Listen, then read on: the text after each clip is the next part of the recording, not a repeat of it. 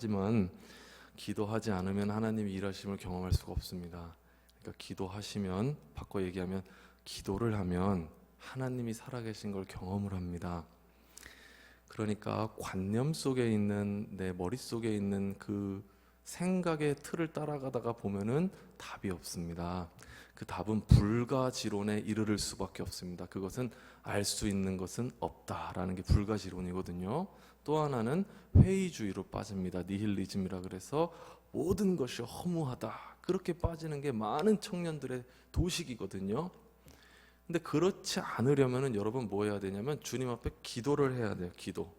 정말로 기도를 해서 기도의 그 깊은 강을 경험하는 사람들이 자꾸 많아져야 이 기도의 내용으로 여러분 영성이 차오르고 그때 진짜 하나님 일하시는 걸 경험합니다. 그래서 기도에 대한 것 저희 굉장히 강조하고 있습니다.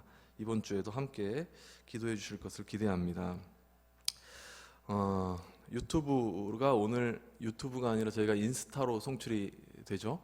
네, 오늘 인스타로 좀 간이로 송출을 합니다. 이게 기술적인 문제가 많이 이제 소요가 돼서 저희가 간이로 송출하는데 또 불편함이 있으면 언제든지 피드백 해주셔서 보완할 수 있도록 그렇게 해주셨으면 좋겠습니다. 코로나 시국을 지나가면서 예수 믿는 젊은이, 우리가 예수 믿는 젊은이잖아요. 예수 믿는 젊은이인 우리들이 굉장히 고민해야 되는 것이 무엇인지 그 공감대를 우리가 함께 갖고 있습니다. 그리고 말씀을 통해서 주님께서 우리에게 요구하시는 시대 정신이라는 게 있는데 그것이 무엇인지를 지금 찾아가고 있습니다. 그 중에서 우리는 공동체 정신, 다시 말하면 교회가 무엇인가에 대해서 지금 재정립을 하고 있습니다. 그래서 그 교회를 정립하는 과정에서 교회론을 정립하는 과정 가운데 다시 말하면 교회를 세워가는 과정에 있어서 우리 각자 개인들이 가져야 할 태도, 이런 것들에 대해서 말씀을 통해서 함께 나누고 있습니다. 지난주에는 믿음의 공동체 내에서 부적절한 비난과 지적으로 인해서 힘들어했던 한 사람에 대해서 우리가 말씀을 나눴죠. 네, 사도 바울이었습니다. 사도 바울을 살펴봤어요. 그에게는 복음을 살아낸 경험이 있었다 그랬습니다. 그러니까 복음을 살아낸 그 믿음의 경험이 겹겹이 쌓여 있었음을 우리가 말씀을 통해 알았어요. 그러니까 복음대로 살고자 하는 중심이 있었기 때문에 수많은 사람들과 그 오해와 공격에도 그가 당당하게 자신의 사도됨을, 자기 자신이 누구인지를 스스로 선포할 수가 있었다라는 거죠.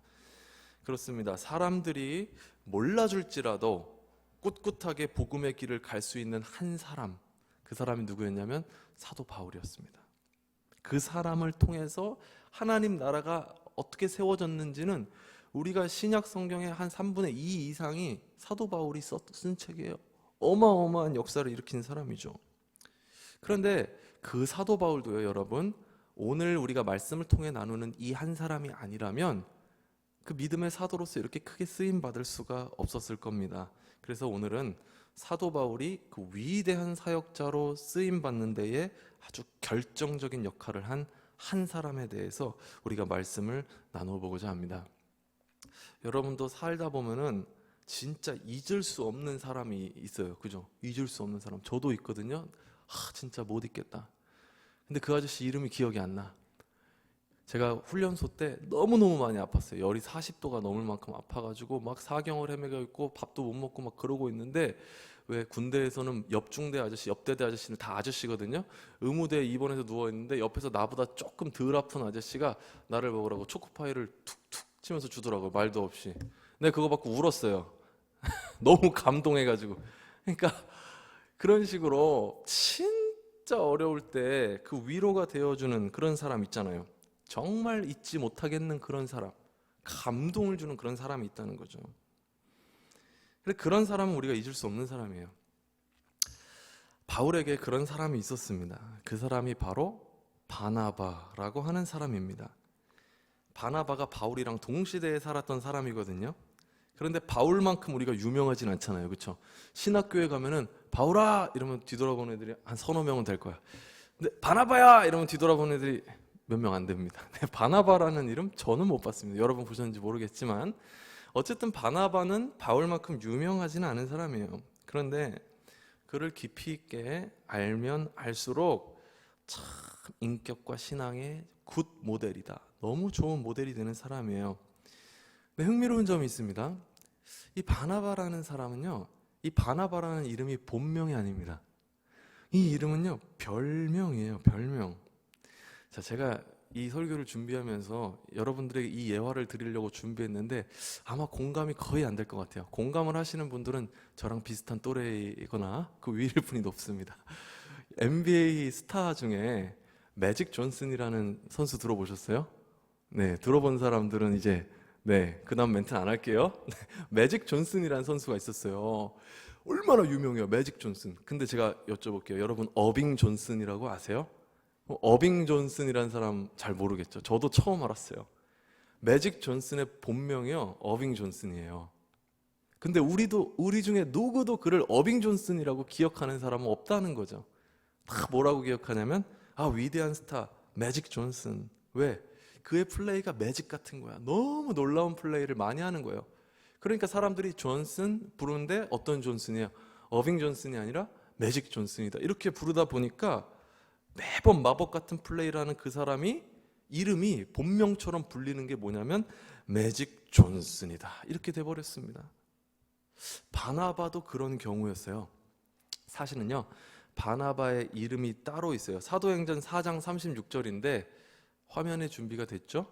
사도행전 4장 36절 저희 같이 한번 읽어볼게요. 시작. 키프로스 태생으로 레위 사람이요 사도들에게서 바나바 곧 위로의 아들이라는 뜻의 별명을 받은 요셉이. 그러니까 이름이 뭐예요? 원래 이름이 요셉.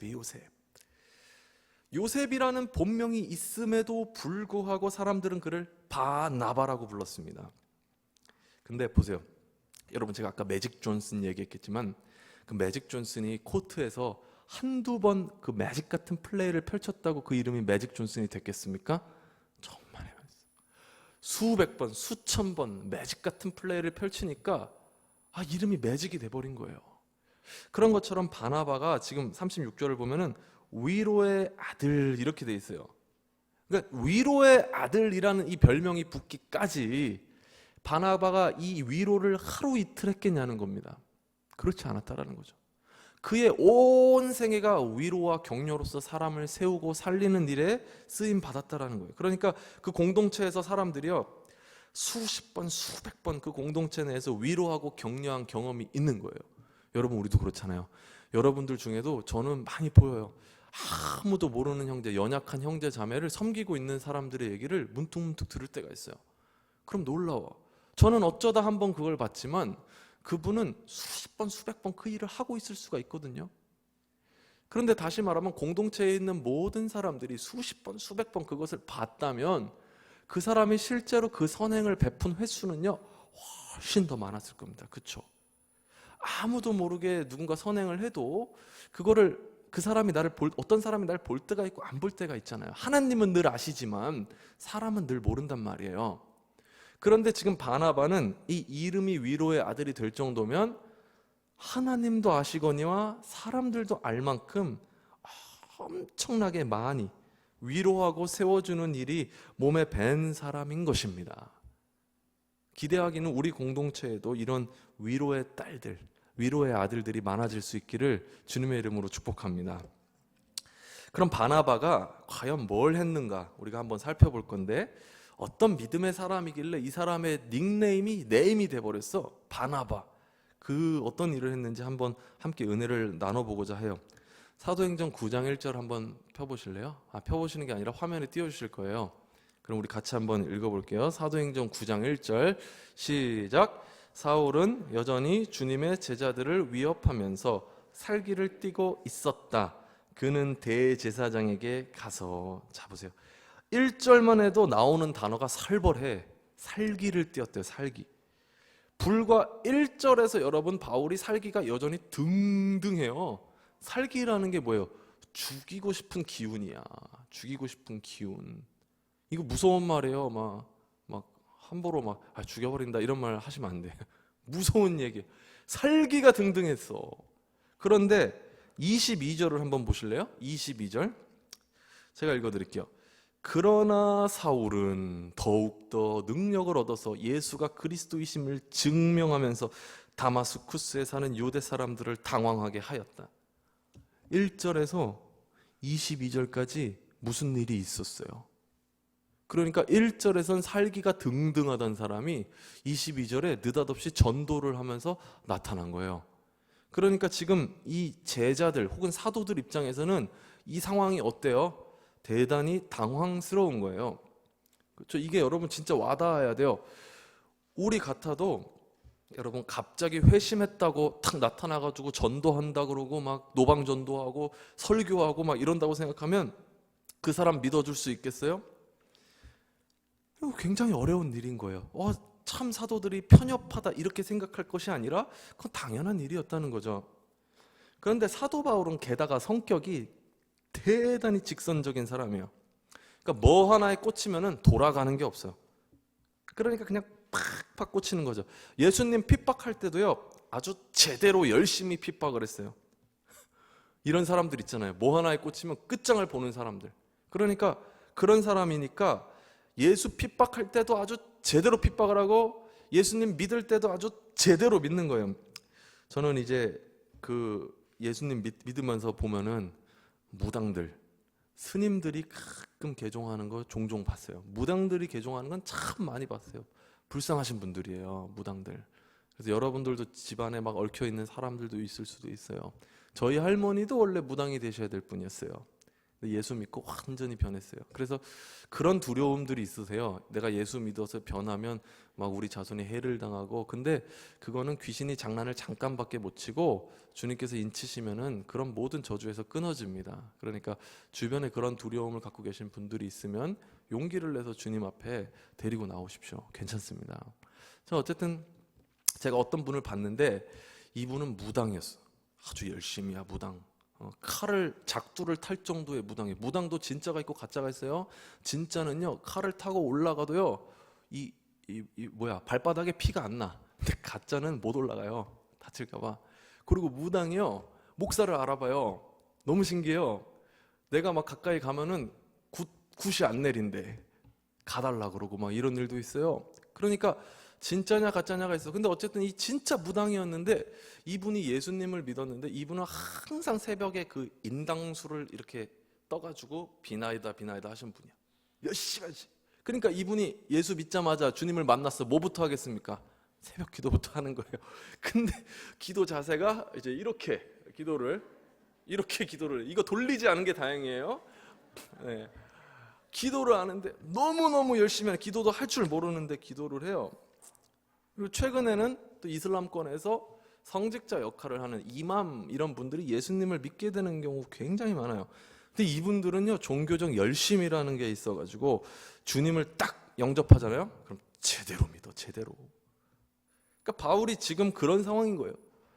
바울이 이전에는 예수님을 믿는 사람들 핍박하는 일에 꽂혀져 있었던 바리새인 중에 바리새인이었는데 이제는 예수 그리스도를 인격적으로 영접하고 그의 삶이 완전히 변했기 때문에 직선적으로 달려나가는 거죠. 그런데 그거는 바울 입장이지.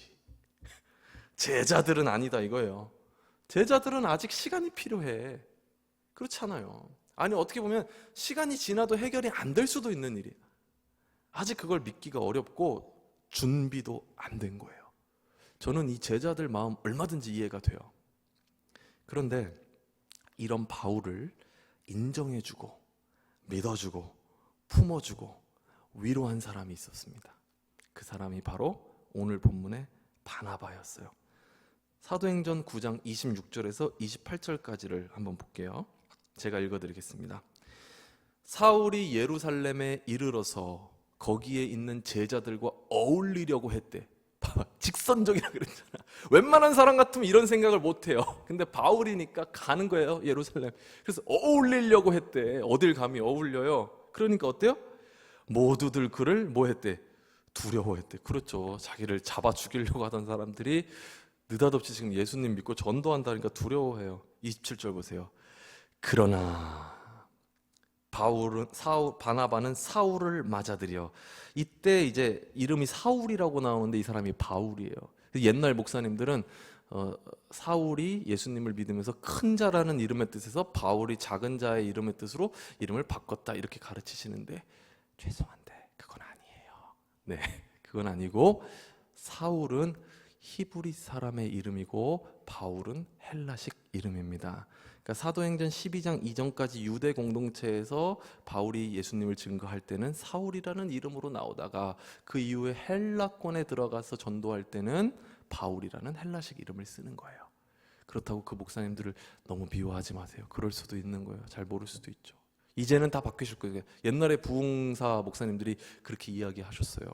그런데 그것이 아니고 히브리식 이름과 이 헬라식 이름이 있다. 그럼 지금 여기서 말하는 사울이 누구냐면 바울이에요. 바울. 그러니까 바나바는 바울을 맞아들였다. 그래서 28절 보면 바울이 제자들과 함께 지냈다. 예루살렘을 자유로 드나들었다. 이렇게 나와요. 근데 여러분 바나바가 있잖아요.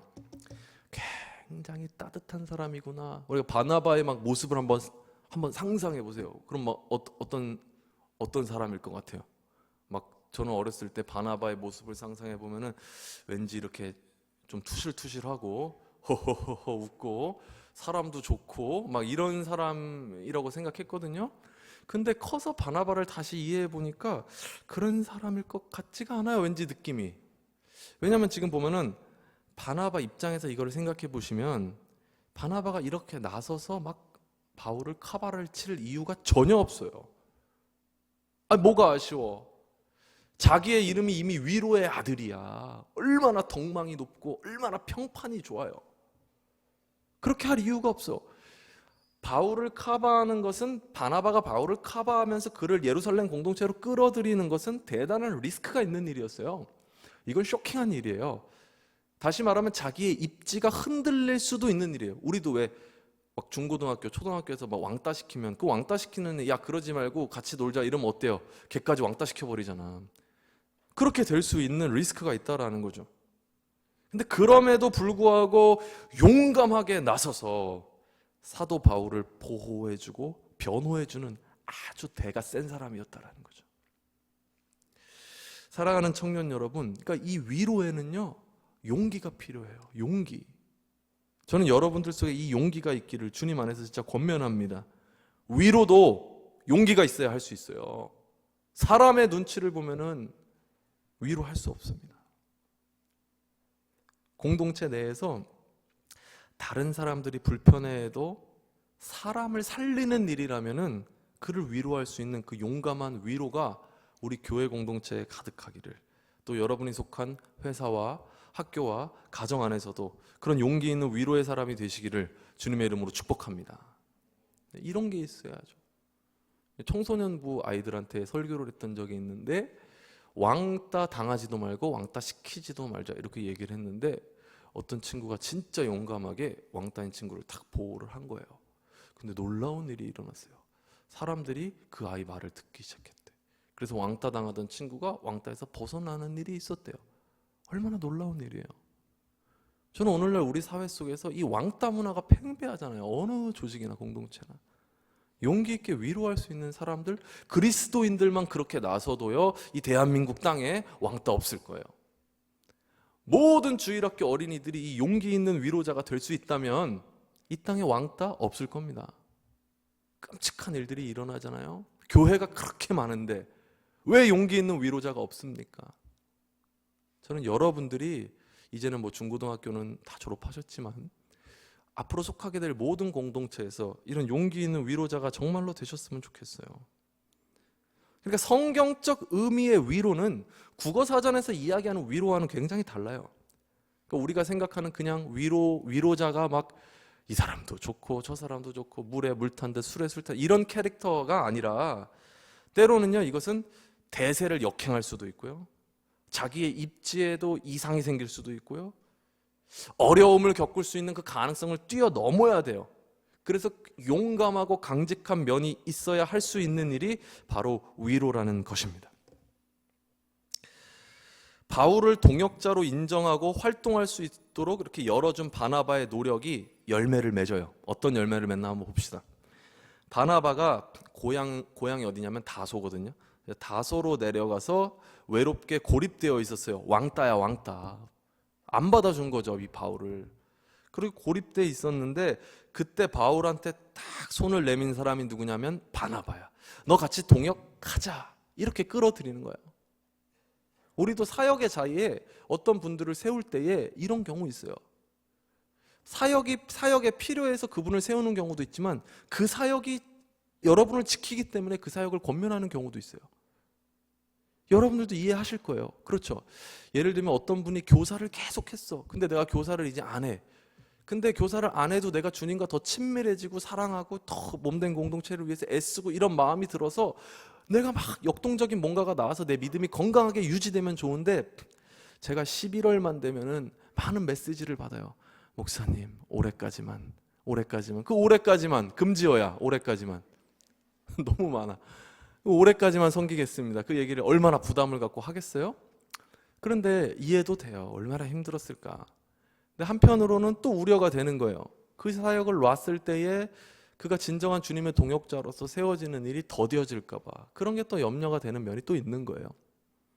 그러니까 지금 사도 바울이 바나바를 권면하면서 손을 딱 잡는 거죠. 기능적으로 바울이 필요하기도 했지만 바울이라는 사람을 세워주는 데에 목적이 있었어요. 그래가지고 이걸 계기로 바울이 위대한 사도가 되어서 하나님의 역사에 어마어마한 큰 기여를 하게 돼요. 역사에는요, 여러분 만약이라는 건 없어요. 그렇죠? 그렇지만 만약이라는 게 있다면 이때 만약에 바울이 그리스도인 공동체 내에서 인정을 받지 못했잖아요. 바나바 같은 사람이 없었잖아요. 그럼 바울이 일으킨 이런 폭발적인 부흥은 없었을 수도 있어요. 사랑하는 청년 여러분, 저는 여러분 모두에게 하나님이 하시는 일의 주인공이 되라고 말씀드리고 싶지는 않습니다. 그런데 나보다 더 크게 쓰임받을 수 있는 다른 누군가를 위로하고 격려하고 세우는 일은 여러분 모두가 하실 수 있습니다. 저는 우리 청년 공동체를 위해 기도하면서 하나님께 제가 개인적으로 올려드리는 그 소원의 내용이 있어요. 그 뭐냐면 그게 주님, 제가 못하는 것을 할 수 있는 믿음의 젊은이들을 세우는 역할을 하게 하여 주시옵소서. 제가 우리 코치님들이랑 대화하면서 이런 얘기를 했어요. 우리 자신이 이제 와서 BY가 될 수 없다. 그런데 BY처럼 될 청년들을 세울 수는 있다. 믿음의 청년, 영향력 있는 청년, 문화, 경제, 정치, 사회 각 분야에서 분야마다 침투해서 하나님 나라를 세워갈 그 청년들, 내가 직접 다 그 역할 못해도 좋아. 근데 그 역할을 할 수 있는 사람 키워낼 수 있다. 이런 얘기를 했다는 거죠. 서울여대 기독교학과의 장경철 교수님이 잘하는 말씀이 있어요. 여러분들도 아마 들어보셨을지 모르겠어요. 축복의 유통자, 이 얘기 많이 하시잖아요. 축복의 유통자로 살기로 결심하셨다고 해요. 그러니까 하나님의 말씀을 유통해서 고난에 빠진 여러 인생들에게 선한 영향력을 끼치겠다는 다짐이 그 속에 담겨 있다는 거죠. 참 멋있는 말이에요. 사랑하는 청년 여러분, 저는 여러분들이 위로의 유통자가 되시기를 주님 안에서 축복합니다. 위로의 유통자, 얼마나 멋있어요. 여러분의 손길과 발길이 닿는 곳마다 사람이 살아나는 역사가 있기를 기대합니다. 여러분들, 저도 믿지 않는 친구들이 많이 있어요. 대단히 많아요. 극단적으로 잘 노는 친구들도 많이 있어요. 그럼 그런 친구들 만날 때 기도하고 가요. 주님, 제가 오늘 선한 영향력을 미치게 하여 주시옵소서. 그런데 어떨 때는 내가 컨디션이 자신이 없어. 몸 컨디션이 아니라 영적 컨디션이 자신이 없는 날이 있잖아. 오늘은 가면 밀릴 것 같아. 그런 날 있죠. 그런 날은 저는 가지 않습니다. 극단적인 방법이에요. 여러분들 저처럼 하란 얘기는 아닙니다. 그렇지만 그만큼 내가 선한 영향력, 축복의 유통자로서, 위로의 유통자로서 내가 기능할 자신이 없을 때는 만나기가 너무 힘들더라고요. 여러분들도 삶의 현장 가운데 이 위로의 유통자로 살 수 있는 그 노하우를 주님께서 주실 겁니다. 그럼 그것을 붙드십시오. 그리고 여러분들이 손길과 발길이 닿는 곳마다 사람이 살아나는 역사가 있기를 기대합니다. 이제 환상의 파트너가 됐습니다. 바울이. 그렇죠? 바울은 어때요? 막 직선적으로 쏴서 막 상처도 줘. 근데 바나바는 좀 어때? 위로하고 격려하고 세워줘. 그러니까 이 둘의 그 케미는 아주 환상적인 거죠. 그래가지고 이 둘이 어딜 가냐면 1차 전도 여행을 떠나. 근데 이때 2명만 가는 게 아니라 1명을 더 데리고 가요. 근데 그 사람이 누구냐면 마가라고 하는 요한입니다. 이 사람도 원래 이름이 요한이야. 근데 마가야. 요한은 히브리식 이름이고 마가는 헬라식 이름이거든요. 근데 제자들이 오순절 그 마가의 다락방에서 성령을 기다리잖아요. 그 마가가 이 마가야. 근데 그때 당시에 중동의 다락방에 그 몇십 명이 모일 수 있는 집이 있었다라는 건 굉장히 부유한 집 아들이라는 거예요. 근데 부유한 집 아들이 지금 전도여행 가게 생겼어요. 한 번도 고생을 안 해봤는데, 예를 들어 군대에 군자도 안 가봤는데 천리행군을 시키는 거예요. 할 수 있겠어요? 못하는 거죠. 그러니까 전도여행을 가다가 마가가 뭐라 그러냐면 나 이제 집에 갈래요 막 이렇게 된 거죠. 그래가지고 갔어요. 근데 사도 바울한테는 용납이 되지 않는 일이야. 화가 난 거예요. 그리고 2차 전도여행 때 마가가 좀 회복을 했어요. 이제 나 다시 갈 수 있을 거야. 우리도 그럴 수도 있잖아요. 갑자기 막 교사하다 그만뒀는데 내년에 저 다시 하고 싶으면 저는 절대 용납 못합니다. 이런 사람들이 있어요. 그러니까 사도 바울은 그런 스타일인 거죠. 그때도 누가 손을 내밀어 주냐면 바나바가 손을 내밀어 줘요. 그래서 싹 공간을 허락해주고 믿어주고 인정해주고 선교할 기회를 준 사람이 누구냐면 바나바라는 거죠. 그러니까 바나바가 넘어지고 실패한 마가를 위로하고 격려해서 동역함으로 성경에는 없어서는 안 될 아주 큰 동역자로서 하나님의 역사에 크게 기여하게 되었어요. 저는 지금 여러분들에게 주님의 몸된 공동체 교회가 무엇인가, 그리고 교회에서 각 영혼들, 각 심령들이 어떤 일을 하면서 어떻게 해야 이 교회가 세워지는가에 대해서 여러분들과 말씀을 통해 나누고 있어요. 교회가 온전히 세워지기 위해서 여러분 한 명 한 명이 살아나야 돼요. 여러분 한 명 한 명의 모임, 그 연결 공동체가 뭐냐면 교회예요. 그러니까 교회는 한 사람 한 사람이 살아나야 온전하게 세워져요. 다시 말하면 교회는요, 사람을 살리는 곳이 돼야 돼요. 그러니까 교회에 와서 죽으면 안 돼, 사람이. 교회에 와서 살아야 돼요. 그러면 교회에서 사람을 살려야 되는데, 이 각 사람을 살리기 위해서는 참 많은 위로자들이 필요해. 위로자들이 너무너무 많이 필요해. 여러분 모두, 저를 포함해서 모두가 우리는 위로받기를 원해요. 대단히 원합니다. 위로자의 역할을 하면은 위로받기를 원해. 근데 진정한 위로자를 찾기가 쉽지가 않아. 근데 위로자의 역할을 하는 사람이 많으면 그 교회는 든든해지고 견고해지고 세워지고 부흥해. 그 역사가 일어나더라는 거죠. 그러니까 진정한 위로자의 역할을 하면 교회가 세워져요. 성경이요, 놀랍게 이 점을 증거합니다. 자, 사도행전 11장 25에서 26절, 이건 좀 같이 읽을게요. 화면 한번 띄워주십시오.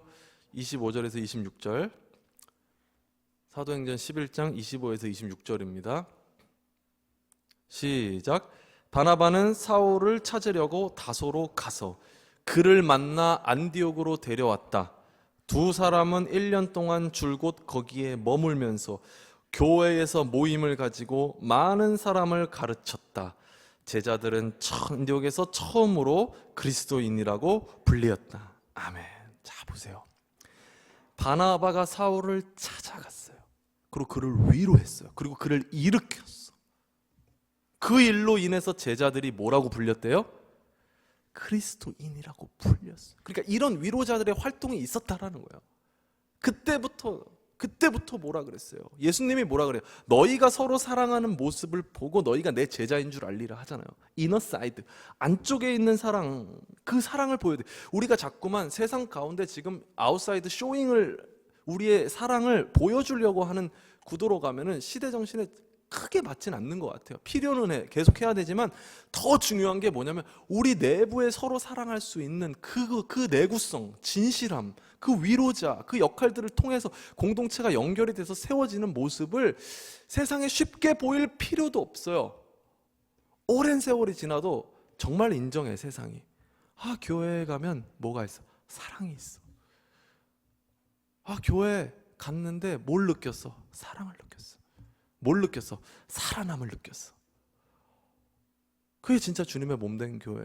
우리에게 요구되는 시대 정신은 뭐냐? 바깥에 나가서 선행을 베풀자. 그거 할 겁니다. 이따가 봉사팀장님이 또 뭐 하나 소개해 주시면 여러분 많이 동참하세요. 우리 계속 할 거예요. 그렇지만 더 중요한 일이 지금 이 시대에 요구되는 것은 뭐냐면 이너사이드, 서로 사랑하는, 이게 너무 다 중요하다라는 거죠. 자, 바나바가 사울을 찾아갔어요. 그를 위로했어. 그러니까 제자들이 뭐라고 불려? 그리스도인이다. 그때부터 불렸어. 이건 놀라운 일이 아닐 수 없어요. 위로의 사람의 그 사역으로, 또 그의 땀과 헌신으로 그리스도인이라고 불리는 공동체를 세웠어요.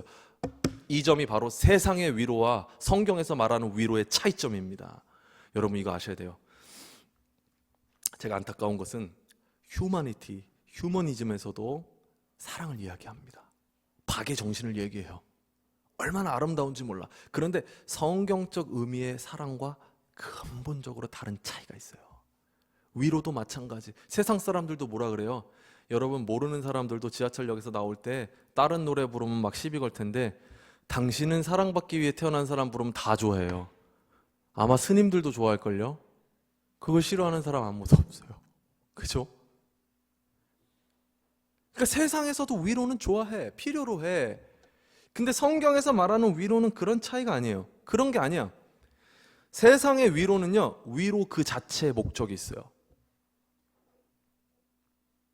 애써 비하하는 것은 아닙니다. 그렇지만 그 위로는요, 영속적인 위로가 될 수 없어요.